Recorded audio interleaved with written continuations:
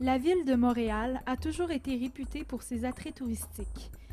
Un de ses attraits importants, c'est le quartier du Vieux-Montréal. Yves-Louis XVI, artiste visuel, nous parle du contexte historique de ce quartier.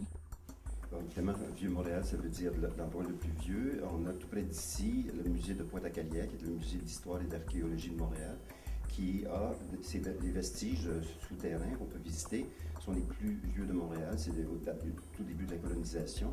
On peut donc les visiter, mais aussi assister à un film qui recrée, un film de fictif, qui recrée toute l'histoire de Montréal en 15-20 minutes.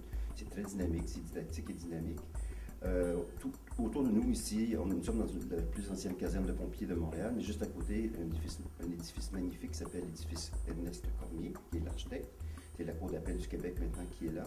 On a l'Hôtel de Ville de Montréal, qui est aussi un joyau de l'architecture de Montréal. La place Jacques-Cartier, qui est aussi juste à côté. Effectivement, comme le constate ce touriste belge, l'architecture donne un cachet particulier à ce quartier. Alors ce que j'apprécie de l'architecture, que ce soit ici dans le Vieux-Montréal ou vers Montréal, c'est qu'à un moment donné on a su adapter les vieilles bâtisses à la modernisation d'aujourd'hui.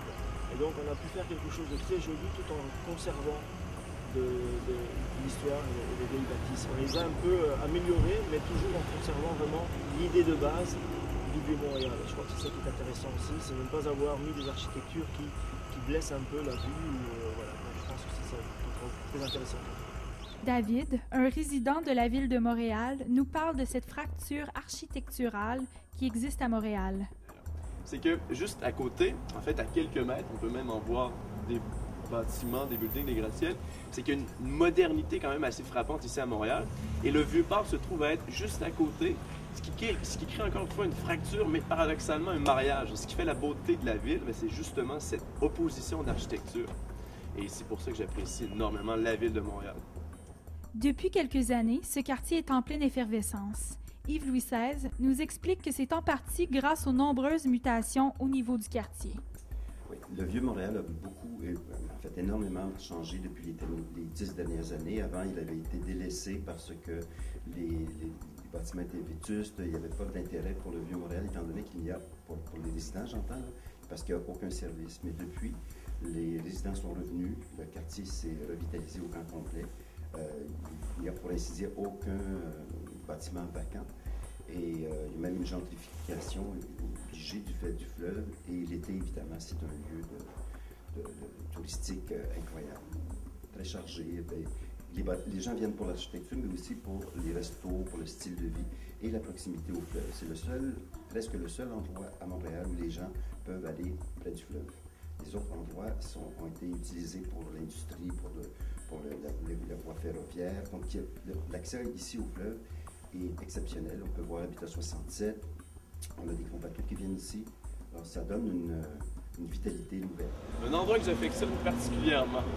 Mais à vrai dire, ça reste encore un attrait du Vieux-Port, c'est qu'on est à proximité du fleuve, proximité du port. Et c'est plaisant aussi de s'y promener, notamment en hiver, d'aller à la patinoire Bon Secours. Il y a toujours plein de monde, il y a toujours une belle ambiance. Puis c'est sûr qu'on a eu un bel exemple d'ailleurs la semaine passée avec Montréal en lumière. C'est vraiment d'avoir, je te dirais, un cachet supplémentaire à ce que peut offrir le Vieux-Port. Et c'est ce qui me plaît incroyablement. Et d'autre part, il y a aussi plein de petits bijoux dans les rues, parfois des petits bijoux de café ou de boutique qui se cachent à travers les rues. Et c'est ce qui est plaisant ici. C'est que même si ça fait des années que je réside à Montréal, même si ça fait des années que je visite le Vieux-Port, je me rends compte qu'à chaque fois, il y a un petit détail, il y a un petit quelque chose, il y a un petit endroit, que ce soit une galerie d'art, un café, une boutique, que je n'ai pas encore vu, que je n'ai pas visité, que je découvre et que je tombe littéralement sous le charme.